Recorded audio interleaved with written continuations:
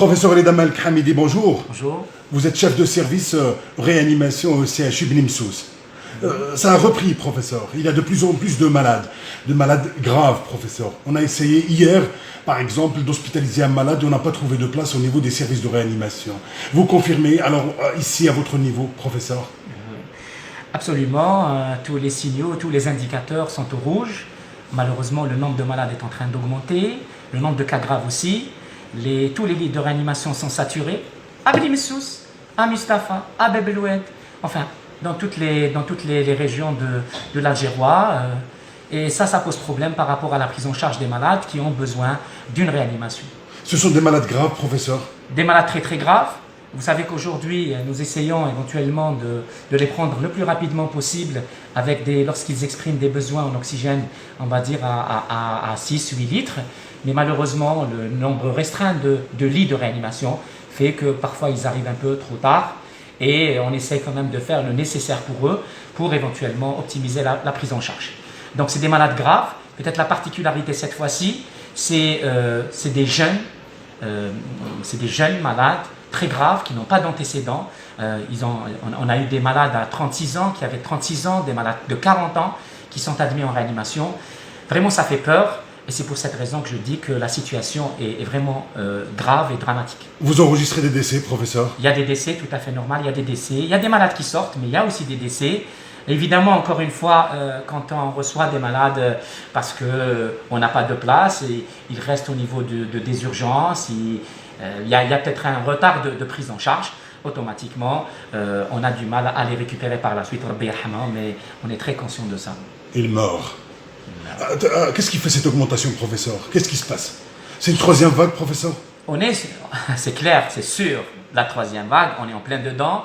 C'est une troisième vague avec bien sûr beaucoup de malades qui arrivent graves et qui ont besoin d'être hospitalisés. Est-ce que c'est un nouveau variant? Est-ce que c'est le variant Delta? Ça, moi, je ne peux pas vous le dire. Il y a probablement d'autres collègues qui pourront confirmer ça avec bien sûr, des identifications des variants. Mais ce qui est sûr, c'est que le virus, il circule de manière assez rapide. C'est la même symptomatologie, professeur?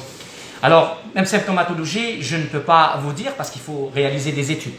Mais ce que j'ai constaté moi-même et que mes collègues ont constaté, que la durée d'incubation, elle est très très raccourcie.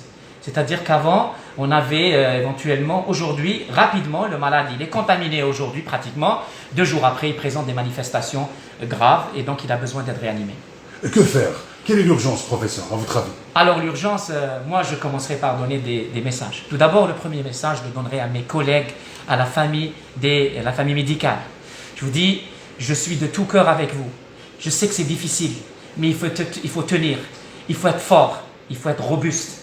Il ne faut pas lâcher nos frères, nos amis, nos parents. On est là, on est des médecins, on est des infirmiers. Nous devons être présents tout le temps. Il ne faut pas baisser les bras. Tous ensemble, avec nos différences, nous devons être ensemble pour convaincre ce virus. Inch'Allah, on le vaincra. Votre message à la tutelle, au ministère de la Santé? Ministère de la Santé, aux autorités. Je pense qu'il y a beaucoup de travail à faire en termes de sensibilisation, en termes de mobilisation. Il faut revoir la stratégie. Il faut savoir quoi dire au peuple. Il faut leur dire que la situation est grave, même s'il faut leur faire peur. Parce que c'est avec la peur qu'on doit faire attention. On ne peut pas dire qu'il y a 30 lits de réanimation, 30 malades en réanimation, alors qu'il n'y a pas de place. Ce n'est pas normal. Il faut dire que la situation est gravissime. Il faut le faire peur. C'est peut-être ça qui va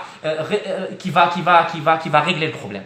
C'est peut-être ces chiffres qui ne reflètent pas la réalité, ces chiffres communiqués quotidiennement, qui font en fait qu'il y a un relâchement, professeur. Je ne sais pas comment on fait les chiffres, mais moi, si je ne suis pas médecin et on me dit que vous avez 300 malades de Covid pour une population de 42 millions, que vous avez 30 lits, 30 malades qui sont en réanimation et qu'on me dit qu'il y a 9 décès ou 10 décès, moi je vous dis, Covid, ce n'est pas un problème en Algérie. Mais la réalité est tout autre.